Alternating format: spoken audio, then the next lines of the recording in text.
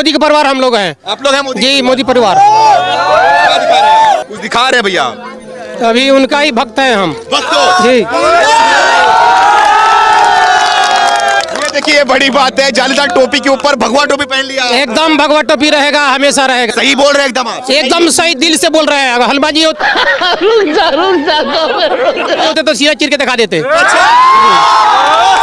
सीने में कौन बैठ मोदी जी, एकदम मोदी जी दिखते हैं। सीने में बैठते हैं मोदी एकदम मोदी जी दिखते हैं। भी बोलते हैं कि देश के मुसलमान भारत माता की जय नहीं बोलता। एकदम भारत माता की जय बोलेगा। क्यों नहीं बोले? भारत माता की जय। भारत जय श्री राम। जय श्री राम बोल रहे हैं। एकदम जय श्री राम बोलेंगे, कोई दिक्कत नहीं है। जय श्री राम, कोई दिक्कत नहीं है। मौलवी को फतवा आ जाएगा, फतवा। हम देश प्रेमी हैं, हम पहले देश को आगे रखेंगे, बाद में फतवा के बारे में सोचेंगे। बाद में? एकदम बाद में। आप इस्लाम को पहले नहीं मानते हो? पहले इस्लाम था, अभी पूरा बिहार में पूरा जगह जय श्री राम है। जय श्री राम। उसके बाद